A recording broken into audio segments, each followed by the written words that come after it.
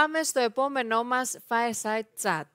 Η Αχαΐα ως κόμβος ανάπτυξης της επιχειρηματικότητας και της επιχειρηματικότητας κυρίως από νέα άτομα. Έχουμε την χαρά να φιλοξενούμε στην σκηνή του Root Lab τον κύριο Μιχάλη Δρίτσα, που είναι στέλεχος του Υπουργείου Εθνικής Οικονομίας και Οικονομικών, τον κύριο Πλάτωνα Μαρλαφέκα, πρόεδρο του Επιμελητηρίου Αχαΐας, αλλά και αντιπρόεδρο της Εταιρείας Αναψυκτικών και Χυμών Lux, και τον κύριο Σπύρο Συρμακέση, καθηγητή του Τμήματος Ηλεκτρολόγων Μηχανικών και Μηχανικών Υπολογιστών και υπεύθυνο της Μονάδας Μεταφοράς Τεχνολογίας και Καινοτομίας στο Πανεπιστήμιο Πελοποννήσου. Η σκηνή του Root Lab δική σας.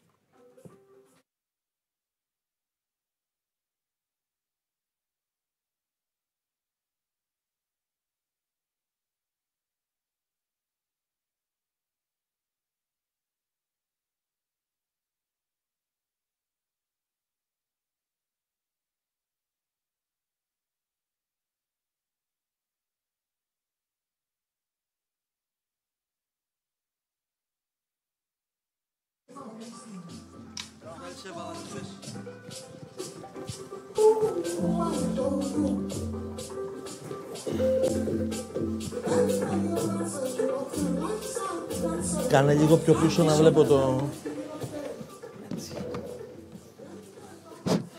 Καλησπέρα. Ευχαριστούμε για την πρόσκληση να είμαστε εδώ στο Tech Experience. Πραγματικά είναι εντυπωσιακό να βρίσκεται κάποιος στη σκηνή του Root Lab. Νομίζω είναι η τρίτη χρονιά στην οποία βρίσκομαι στη σκηνή και κάθε φορά είναι καλύτερα από την προηγούμενη. Έτσι, η μεταμόρφωση της αγοράς Αργύρη είναι εκπληκτική. Είμαι ο Σπύρος Συρμακέσης.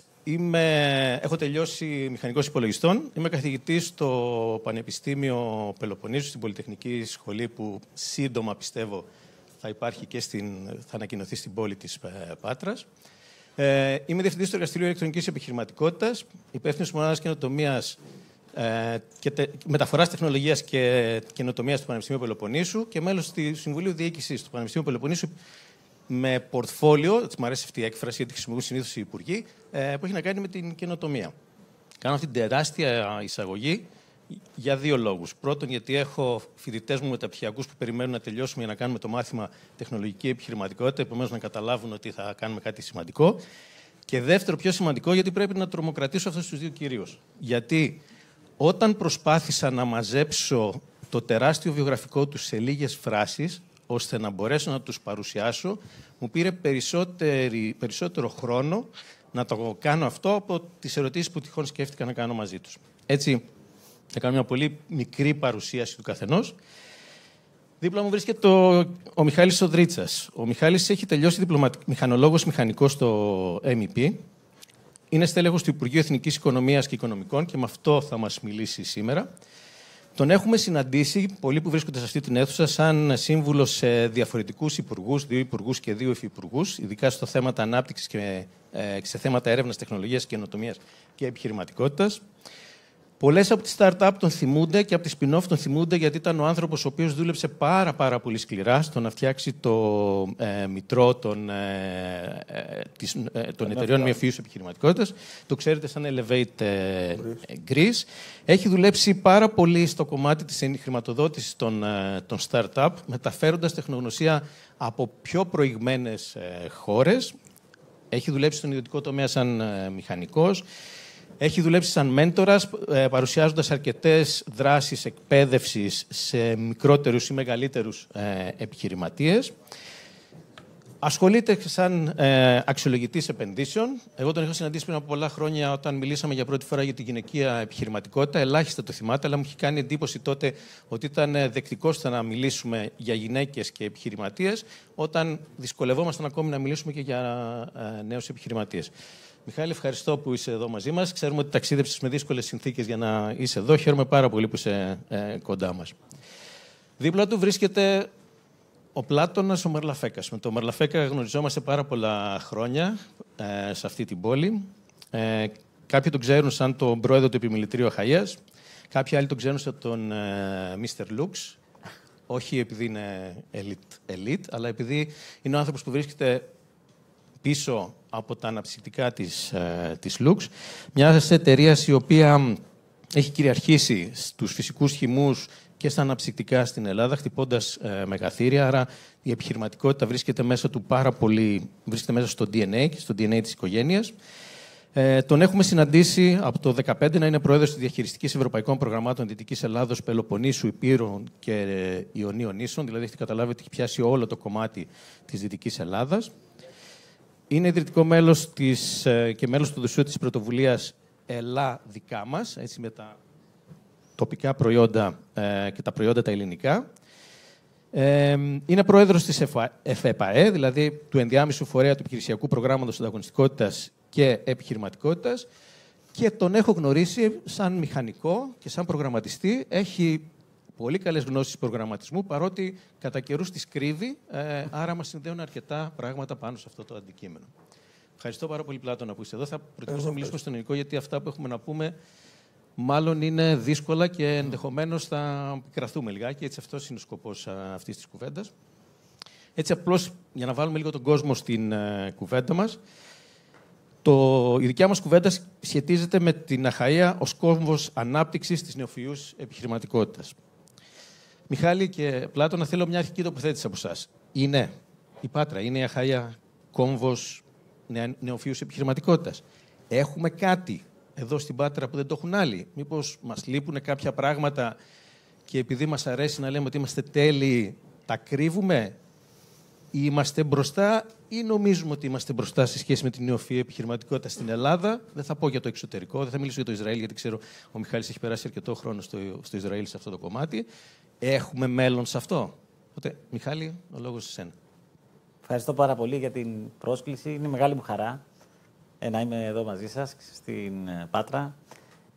Για μένα η Αχαΐα και γενικότερα και η Δυτική Ελλάδα, αν το δούμε συνολικά, είναι ένας πολύ δυνατός πόλος καινοτομίας. Αυτό δεν μπορεί να το αμφισβητήσει κανείς.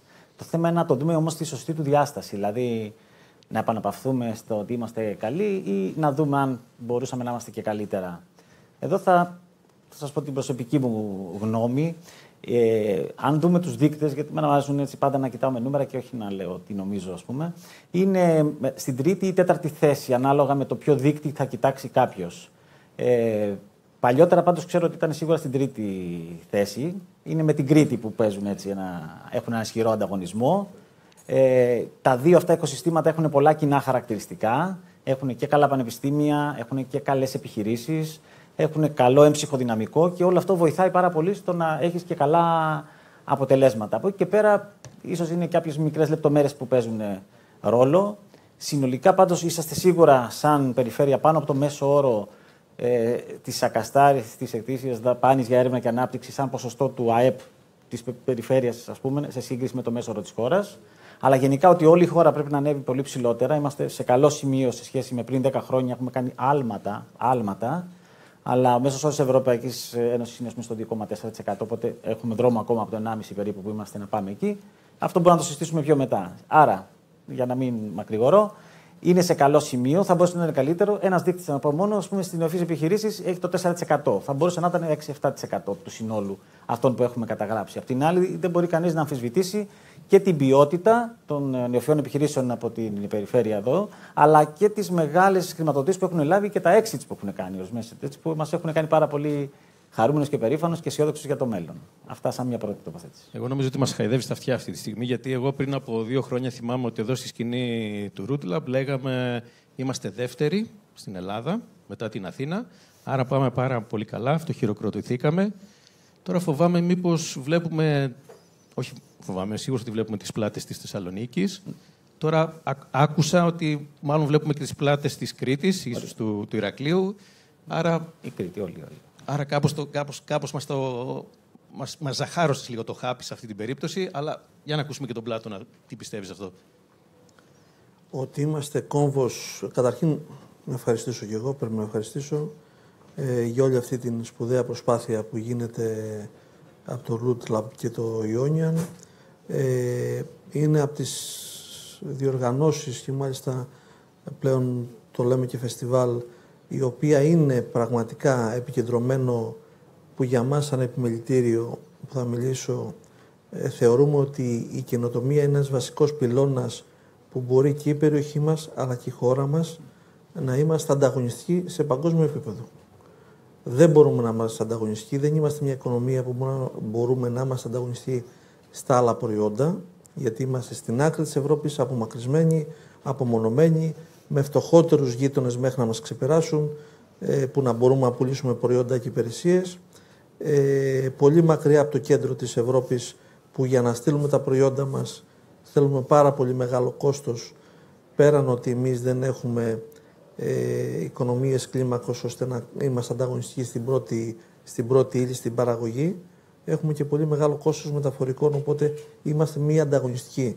Και πολλές φορές ακούω μελέτες ή μοντέλα της Ολλανδίας ότι πρέπει να το αντιγράψουμε και μέσα μου γελάω, γιατί δεν μπορούμε να είμαστε ποτέ Ολλανδία. Γιατί η Lux, παραδείγματος χάρη, αν ήταν στην Ολλανδία, με το ίδιο κόπο, ίδιο κόστος, ίδια ενέργεια, εν πάση περιπτώσει, θα είμαστε 10 φορές μεγαλύτεροι. Γιατί στα 4 ώρες περίμετρο έχει 40 εκατομμύρια κόσμο που μπορεί να αγοράσει τα προϊόντα σου, ενώ στην Ελλάδα δυνητικά μπορεί να μιλάμε για 6 με 7 εκατομμύρια που μπορούν να αγοράσουν τα προϊόντα σου. Έτσι.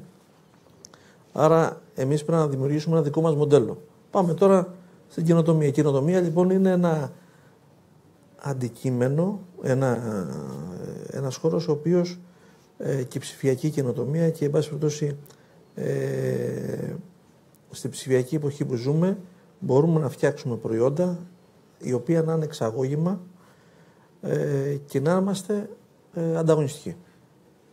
Που εκεί μπορούμε να είμαστε ανταγωνιστικοί σε όλα τα επίπεδα. Γιατί και ιδέες έχουμε και καλά μυαλά έχουμε, αρκεί να μπορέσουμε να δώσουμε το περιβάλλον και να το αναπτύξουμε. Προφανώς είμαστε κόμβος νεοφυής επιχειρηματικότητας, όμως δεν πρέπει, όπως είπαμε, ενώ είμαστε δεύτεροι και τώρα λέμε τρίτη, τέταρτη, πρέπει να τρέξουμε κι εμείς παραπάνω από όσο τρέχουν οι άλλοι, οι άλλες περιοχές. Όμως έχουμε τις υποδομές, αυτές τις πρώτες υποδομές που έχουμε, πρέπει να γίνουμε καλύτεροι, πρέπει να δώσουμε περισσότερα, αν θέλετε, κίνητρα, να το πω περιβάλλον, ώστε αυτά τα μυαλά και να μένουν εδώ και να παράγουν καινοτομία. Και ένα στοίχημα που πρέπει να αρχίζουμε να το λέμε πιο φωναχτά είναι ότι, γιατί είδαμε επιχειρήσεις που εξαγοράστηκαν με πολλά χρήματα, και το ζητούμενο είναι ότι αν δεν καταφέρουμε αυτή την καινοτομία να την παράγουμε εδώ, να την παράξουμε εδώ, όλη αυτή η υπεραξία δεν μένει στη χώρα μας. Θα πληρωθούν 2-3 άνθρωποι, 5-10, δεν ξέρω πόσο μπορεί να είναι κάθε εταιρεία, όλα αυτά και μέχρι εκεί. Γιατί το ζητούμενο είναι αυτή η καινοτομία που παράγουμε, πώς θα παραχθεί, γιατί εκεί είναι, αν θέλετε, η υπεραξία της οικονομίας μας. Άρα, για να συνοψίσω, γιατί δεν βλέπω και το χρόνο και αγχώνομαι. 21-49. Δεν βλέπω από εδώ. Είμαστε κόμβος, αλλά πρέπει να γίνουμε καλύτεροι.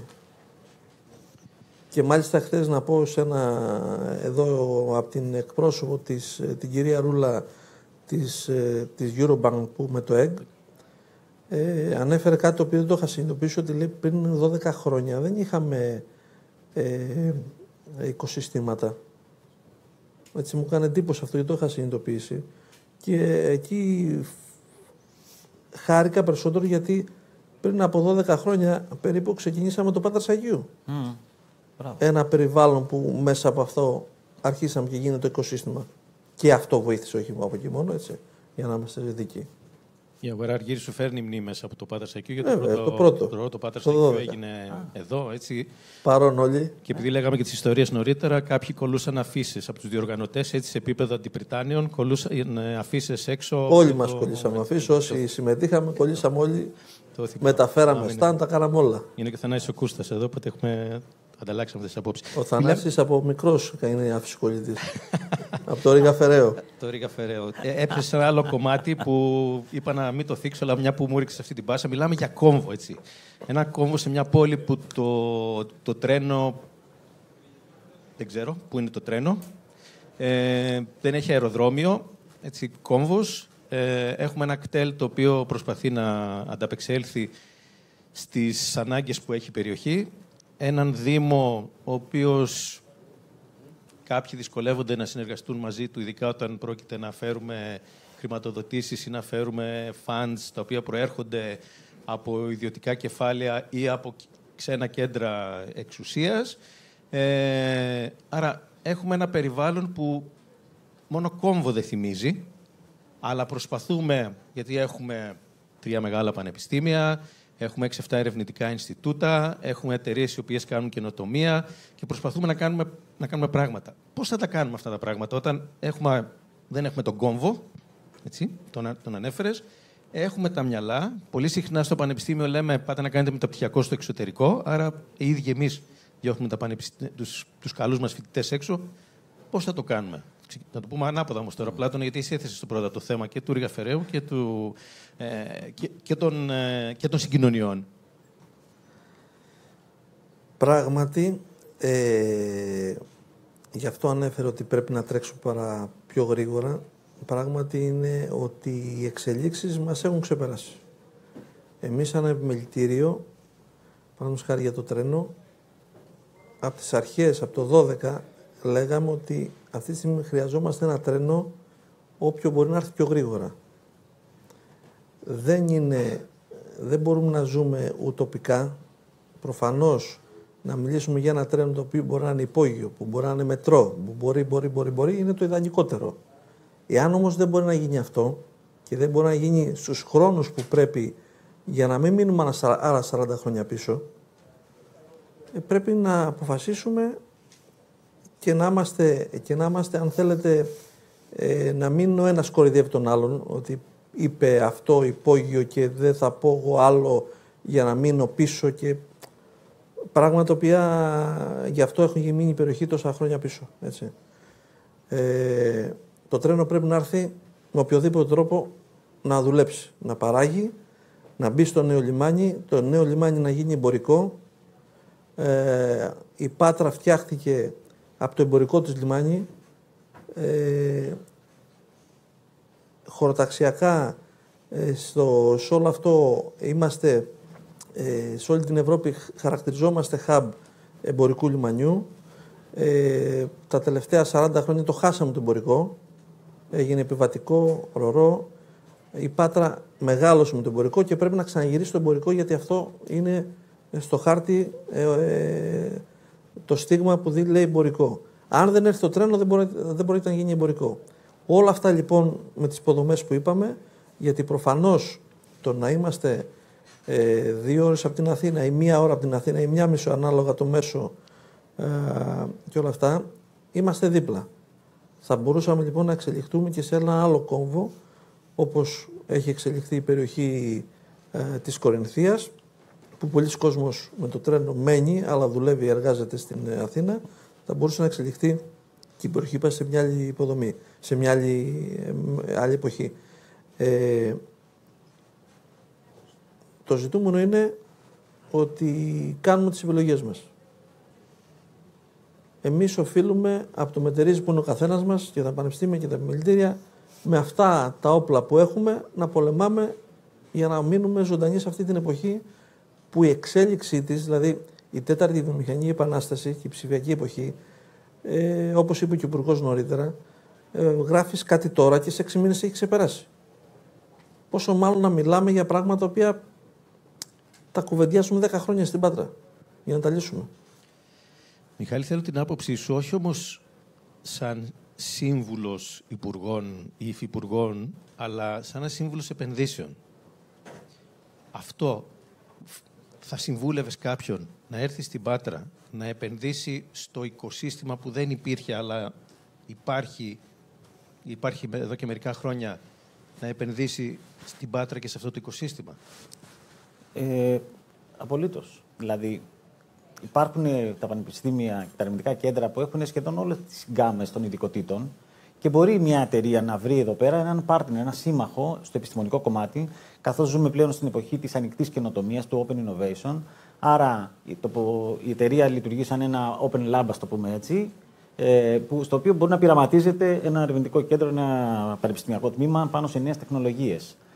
Και σε κάποιο βαθμό αυτό το πετυχαίνουμε μέσα από τις δράσεις όπως είναι το ερευνό καινοτομό που το ξέρουμε όλοι, το οποίο είναι σε φάση προκήρυξης της καινούριας, οπότε σύντομα πάλι θα δοθεί αυτή η ευκαιρία.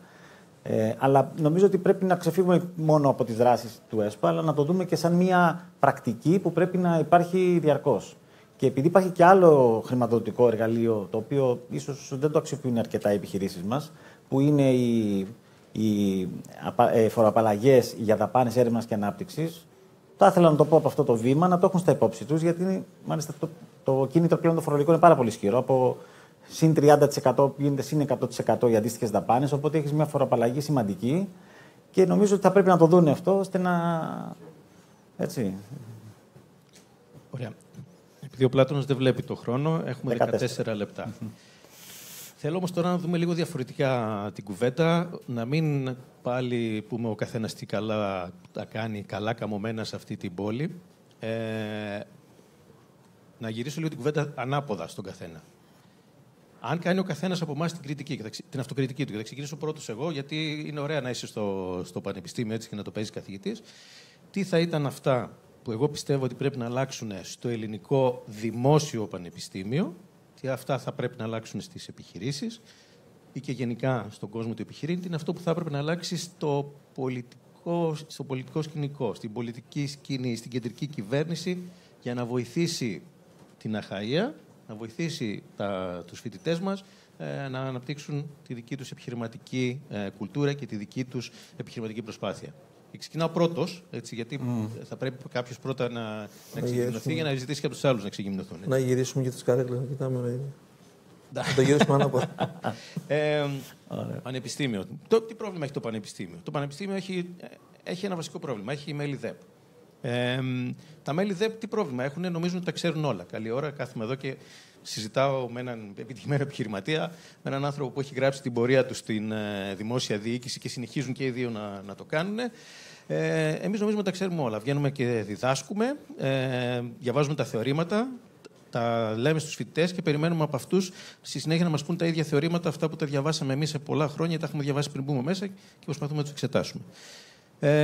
Κανείς δεν τους μιλάει για το πώς μπορούν να κάνουν επιχειρήσεις ή πώς μπορούν μάλλον να έχουν ιδέες, να τις καλλιεργούν και να μπορούν να τις μιλάνε με κάποιον άλλον. Δεν είναι απαραίτητο ότι θα είναι ο Σπύρος που θα τα μιλήσει, θα είναι ένας οποιοδήποτε Μιχάλης, ένας οποιοδήποτε Πλάτωνας.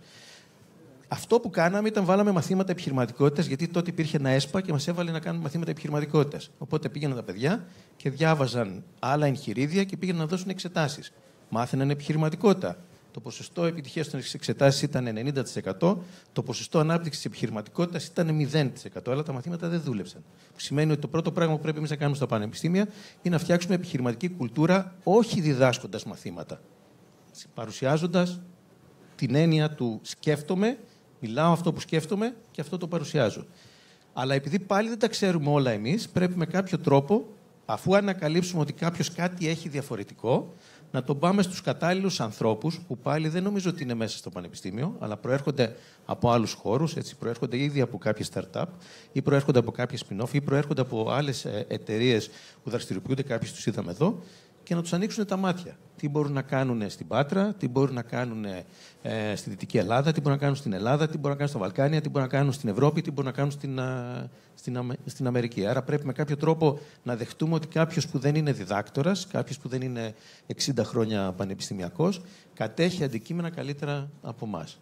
Και μετά να φροντίσουμε να τους διοχετεύσουμε στα απαραίτητα κανάλια, ώστε να αυξήσουν αυτές τις δεξιότητές τους, γιατί εμείς τους δίνουμε κάποιες δεξιότητες που μας επιτρέπει να δώσουμε το πρόγραμμα σπουδών που το ενέκρινε η ανεξάρτητη αρχή πιστοποίησης των προγραμμάτων σπουδών μας πριν από 3 ή 5 χρόνια, ή το βάλαμε στο πρόγραμμα σπουδών γιατί εγώ το κάνω καλά το μάθημα. Άρα πρέπει να έρθει κάποιος άλλος να τους αυξήσει τις δεξιότητες για να αυτοί να μπορούν να γίνουν ανταγωνιστικοί και να μπορούν να χτυπήσουν τη Λουξ.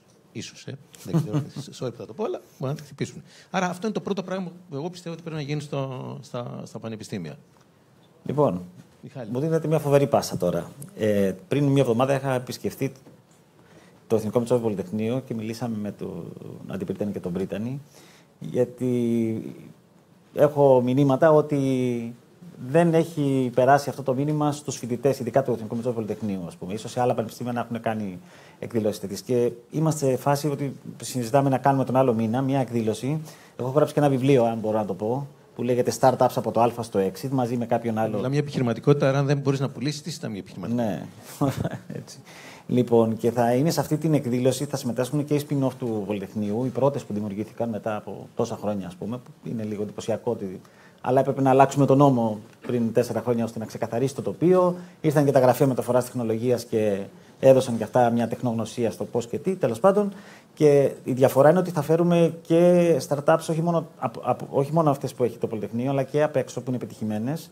Και θα μιλήσουν και εκπρόσωποι από ένα venture capital που ασχολείται πολύ με το early stage, που συνεργάζεται και με επενδυτικούς αγγέλους, που και εκεί κάναμε μια θεσμική παρέμβαση και έχει αρχίσει και γεννιέται ένα οικοσύστημα επιχειρηματικών αγγέλων πολύ ισχυρό. Σιγά θα το δούμε στα επόμενα χρόνια, σας το λέω εγγυημένα, γιατί βλέπω τι γίνεται. Και θέλουμε να μεταδώσουμε σε αυτά τα παιδιά αυτό το μήνυμα ότι μπορούν και αυτά αύριο να γίνουν Elon Musk, που λέει ο λόγος. Αυτό. Δεν κατάλαβα. Αυτό το κάνετε καλά. Τι δεν κάνετε καλά, εγώ αυτό θέλω να ακούσω. Αυτό δεν το κάναμε μέχρι τώρα. Άρα ήρθε η ώρα να το αλλάξουμε. Εγώ λέω ότι η θετική πλευρά αυτό. Έτσι, αυτό είναι το. Είπαμε, αναγνωρίσαμε ένα πρόβλημα. Υπάρχει άλλο ένα μεγάλο πρόβλημα που έχουμε στη χώρα μας. Είμαστε πάρα πολύ πίσω στις πατέντες. Στην κατοχήρωση της διανοητικής ιδιοκτησίας, της διεθνούς διανοητικής ιδιοκτησίας. Το λένε όλοι οι δείκτες, ξεκάθαρα. Και εκεί πέρα πιστεύω ότι κάτι πρέπει να κάνουμε άμεσα. Για παρέμβαση, ας πούμε, και όχι και σε θεσμικό επίπεδο, αν μπορώ να το πω, αλλά και κυρίως σε χρηματοδοτικό επίπεδο. Να δώσουμε κίνητρα στις εταιρείες να κατοχυρώσουν τη διανοητική τους ιδιοκτησία. Για παράδειγμα, τώρα τελειώνει το ερευνό καινοτομό. Αυτά τα έργα που έχουν ολοκληρωθεί, τα 1000 έργα, κάποια από αυτά σίγουρα έχουν φτάσει σε επίπεδο πατέντας. Το κατοχύρωσαν, αν όχι, μπορούν τώρα να το κατοχυρώσουν, μπορούν να ψάξουν μετά το commercialization. Δηλαδή, μην πάει όλη αυτή η προσπάθεια, όλα αυτά τα χρήματα που δοθήκανε χαμένα. Αυτό. Πλάτωνα. Πριν πω για τις επιχειρήσεις, μόνο θα πω ότι νομίζω ότι όλοι μας πρέπει να αλλάξουμε. Πρέπει να αλλάξουμε ή, αν θέλετε, να πάμε με το κύμα της εποχής. Δεν είναι ότι έκανα κάτι στραβά μέχρι τώρα, δηλαδή δεν το δούμε και από τη θετική πλευρά. Όμως, αλλάζουν τα πράγματα. Άρα, λοιπόν, πρέπει να αλλάξουμε. Μου επιτρέπετε να προσθέσω κάτι που πρέπει να κάνουν τα πανεπιστήμια. Που το λέμε σαν... αρκεί να μην εστιάσει σε μένα. Όχι, καμία σχέση. Απλά λέω που θα πάω που ταιριάζει με το πρόβλημα των επιχειρήσεων. Η έρευνα που γίνεται στα πανεπιστήμια, κατά πολύ μεγάλο ποσοστό, άλλοι λένε πάνω από 90, δεν αφορά την τοπική βιομηχανία, δεν αφορά την τοπική παραγωγή. Αυτό γίνεται γιατί όλοι οι καθηγητές ψάχνουν να βρουν και βάσει δώσει το οικοσύστημα τι προϊόν αφορά την παγκόσμια αγορά, αλλά αυτό αφήνει πίσω τη διά μας παραγωγή. Και έρχομαι τώρα που έχει επιπτώσεις αυτό στην βιομηχανία ή στην ελληνική παραγωγή, να το πούμε.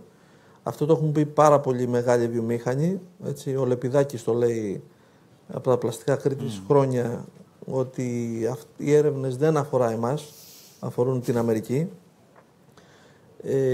Άρα εμείς επενδύουμε και πληρώνουμε για έρευνα που αφορά άλλη αγορά.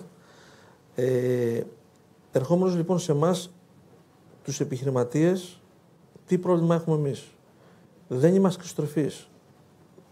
Όμως δεν είμαστε εξωστρεφείς στο να έρθουμε κοντά, το να ψάξουμε εμείς να βρούμε, αν θέλετε, την ομάδα, τους ερευνητές. Αυτό βέβαια υπάρχει ένα άλθο, γιατί στην Ελλάδα το επιχειρηματικό περιβάλλον είναι πάρα πολύ σκληρό. Δηλαδή ο επιχειρηματίας καθημερινά δεν ξέρω αν το 30% του χρόνου του είναι για την δουλειά την επιχείρησή του και το άλλο 60-70% είναι για ό,τι άλλο καθημερινά μας βάζει οποιαδήποτε κυβέρνηση, οποιαδήποτε υπουργείο, διρεκτίβες από την Ευρώπη. Τρέχουμε για να προλάβουμε. Και ποιο είναι το θέμα? Επειδή εμείς σαν επιχειρήσεις για να μπορούσαμε να είμαστε ανταγωνιστικές δεν έχουμε αν θέλετε το τζίρο, το κέρδος, ώστε να έχουμε ένα άτομο σε κάθε θέση που να μπορεί να το τρέχει, να αφήνουμε χρόνο. Οι περισσότεροι επιχειρηματίες προσπαθούν να τα κάνουν όλα μόνοι τους ή να έχουν άποψη για όλα και δεν αναπτύσσονται δεξιότητες σε στελέχη που να μπορούν ο καθένας να είναι υπεύθυνος πραγματικά και κυρίως στις ελληνικές και επαρχιακές επιχειρήσεις. Έτσι. Γιατί τα καλά στελέχη φεύγουν κυρίως για Αθήνα, που έχουν καλύτερο μισθό και νιώθουν ότι θα έχουν καλύτερη εξέλιξη. Είναι ένας φαύλος κύκλος αυτός. Όμως το βασικό μας είναι ότι σήμερα, παραδείγματος χάρη εδώ, θα έπρεπε να είναι 50 επιχειρηματίες να μας ακούσουν ή να ακούσουν στο Root Lab τις ενότητες, γιατί θα ανοίξει το μυαλό τους, θα βγουν συνεργασίες, θα βρουν ανθρώπους να μιλήσουν, ερευνητές οι οποίοι την επόμενη μέρα θα του πούνε ένα πρόβλημά τους, μήπως μπορούν να το λύσουν. Το έχουμε συναντήσει τώρα όλα αυτά τα χρόνια στο Patras IQ, που ενώ σου λένε θα έρθουμε, τελικά κάτι τους έτυχε, δεν έρχονται. Έτσι. Εκ των πραγμάτων λοιπόν το βασικό μας πρόβλημα είναι ότι πρέπει να γίνουμε πιο εξωστρεφείς και να αρχίσουμε να κυνηγάμε πράγματα ουσίας και να μην μας τρώει η καθημερινότητα. Μιχάλη, κάτι θέλεις να συμπληρώσεις? Πολύ ωραίο αυτό που είπε ο κ. Μαλαφέκας. Νομίζω ότι η Πάτρα αλλά και όλη η Ελλάδα έχει μια χρυσή ευκαιρία. Το ΕΣΠΑ ξεκινήσε τώρα ουσιαστικά και αυτή τη στιγμή σε όλες τις περιφέρειες της χώρας πραγματοποιείται αυτό που λέγεται στρατηγική έξυπνης εξειδίκευσης. Έχετε ακούσει τον όρο, αλλά δεν είναι απλά μια ταμπέλα. Έχει μεγάλη ουσία αυτό. Αρκεί να γίνεται σωστά. Αυτό εδράζεται πάνω στη λεγόμενη διαδικασία επιχειρηματικής ανακάλυψης. Άρα έρχονται οι επιχειρήσεις μαζί με τα ερευνητικούς φορείς της περιφέρειας και εδώ πέρα και συζητάνε ποια είναι τα προβλήματα που αντιμετωπίζουν οι επιχειρήσεις, ώστε να δώσουν λύση. Και επιτρέψτε μου να πω και κάτι, είστε τυχεροί, γιατί εδώ η διαχειριστική αρχή είναι πάρα πολύ δυνατή. Και δεν το λέω επειδή είναι εδώ ο κ. Μαμασιούλας και τον εκτιμώ ιδιαίτερα και το λέω και μπροστά. Αλλά και ο κ. Μαμασιούλας, πάλι κρύβεται. Κοκκινίζει πάλι. Λοιπόν, αλλά ο άνθρωπος αυτός το πιστεύει αυτό το πράγμα και το ξέρω ότι το παλεύει να το κάνει η ουσιαστική πράξη. Λοιπόν, εκμεταλλευτείτε, αδράξτε αυτή την ευκαιρία. Ευτυχώς που ήρθε η Ευρωπαϊκή Ένωση, το λέω, και μας έβαλε σε αυτό το κανάλι, όχι μόνο εμάς, όλες τις χώρες. Αλλά αλλιώς θα πελαγοδρομούσαμε. Λοιπόν, υπάρχει αυτό, το κάναμε την πρώτη φορά το 14-20, είδαμε τι πήγε καλά και τι δεν πήγε. Τώρα υπάρχει εμπειρία, τεχνογνωσία και κυρίως υπάρχουν δεδομένα, στοιχεία, στατιστικά και όχι μόνο. Και μπορούμε να το κάνουμε ακόμα πιο ουσιαστικό. Δηλαδή να είναι πραγματικά bottom-up, να προέρχεται από τη βιομηχανία και να έρχεται και να λέει στο πανεπιστήμιο: θέλω να με βοηθήσεις να λύσω αυτό το πρόβλημα, γιατί θέλω να χτυπήσω αυτή την αγορά που ζητάει αυτό το συγκεκριμένο χαρακτηριστικό. Αυτό είναι. Αυτό πρέπει να κάνουμε. Αυτή η έκφραση που είπατε, ευτυχώς που ήρθε η Ευρωπαϊκή Ένωση, ελπίζω να σας αφήσει να φύγετε από αυτή την πόλη, γιατί αυτή η ίδια έκφραση εδώ άλλες φορές δημιουργεί προβλήματα σε αυτή την πόλη. Βέβαια, η αναφορά στην περιφέρεια Δυτικής Ελλάδος έχει ιδιαίτερη σημασία. Η περιφέρεια Δυτικής Ελλάδος στηρίζει και το Root Lab και άλλωστε στο κομμάτι της έξυπνης εξειδίκευσης, νομίζω ήταν και στο πρώτο call η πρώτη περιφέρεια που ξεκίνησε τη διαδικασία, εννοείται στην Ελλάδα και πολύ νωρίτερα από όλη την Ευρώπη, και το δεύτερο call, όπως ανακοίνωσε χτες ο Άρης ο Μαμασούλας, ενδεχομένως να προηγηθεί από το ερευνό δημιουργό. Εγώ θα ήθελα να σας ευχαριστήσω. Χάρηκα πάρα πολύ που σας είδα, ειδικά Μιχάλη, σαν να είχα πολύ καιρό να τα πούμε από κοντά. Πλάτωνα, ήθελες κάτι να συμπληρώσεις? Να πω και ένα τελευταίο, είναι ότι όταν ξεκίνησαν τα πρώτα προγράμματα έρευνας, αρκετά χρόνια πίσω, δεν λέω τώρα τελευταία, οι επιχειρηματίες είχαν μια, αν θέλετε, άσχημη εμπειρία, γιατί πήγαιναν κάποιοι άνθρωποι από τα πανεπιστημιακά ιδρύματα που τους βάζαν σε ένα πρόγραμμα καινοτομίας, αλλά τους βάζαν απλά γιατί θέλανε μια επιχείρηση για να το εφαρμόσει. Επειδή όμως η έρευνα δεν ήταν για αυτές τις επιχειρήσεις, απλά τελικά ήταν ένα γραφειοκρατικό πράγμα το οποίο πέραν κάποια χρήματα, γινόταν μια εφαρμογή, αλλά δεν ήταν για να μπει στην εφαρμογή της παραγωγής που έχουμε εδώ. Αυτό είχε αφήσει, και έχει αφήσει ακόμα και τώρα το συναντάμε, αρνητική εντύπωση στους επιχειρηματίες τι συνεργασία να κάνουμε. Γιατί εγώ η συνεργασία που θέλω να κάνω είναι να αφορά εμένα, την παραγωγή μου, τον τρόπο που λειτουργώ, ό,τι εν πάση περιπτώσει ερευνηθεί, έτσι. Άρα θα πρέπει όλοι μας να έρθουμε πιο κοντά. Εγώ στα προβλήματα δικά σας, εσείς στα δικά μου. Πολύ το χαίρομαι αυτό. Έχουμε το Patras IQ που θα το κάνουμε αυτό το Νοέμβρη, γιατί έχουμε εδώ και τον πρόεδρο της Οργανωτικής Επιτροπής, που χαίρομαι που βρίσκεται πάντα σε όλες αυτές τις εκδηλώσεις. Ευχαριστώ πάρα πολύ που είστε εδώ. Έχουμε κάτω στο κοινό πολλούς φοιτητές και των δύο πανεπιστημίων, τουλάχιστον από ό,τι μπορώ να αναγνωρίσω. Έχουμε και αρκετούς διαδικτυακά που περιμένουν να ξεκινήσουμε το μάθημά μας. Ακούσαμε νωρίτερα, υπήρχε μια ενδιαφέρουσα παρουσίαση για το πού εφαρμόζεται η τεχνητή νοημοσύνη και πού δεν εφαρμόζεται. Σε εκείνη τη μελέτη φαινόταν ότι η τεχνητή νοημοσύνη δεν εφαρμόζεται στο ηλεκτρονικό εμπόριο. Οι φοιτητές που είναι online αυτή τη στιγμή και περιμένουν να ξεκινήσουν το μάθημα θα έχουν 4 ιδέες για το πού μπορεί να χρησιμοποιηθεί η τεχνητή νοημοσύνη στο ηλεκτρονικό εμπόριο, στο ηλεκτρονικό επιχειρήν. Ευχαριστώ όλους που ήταν εδώ μαζί μας. Σας ευχαριστώ. Καλή συνέχεια.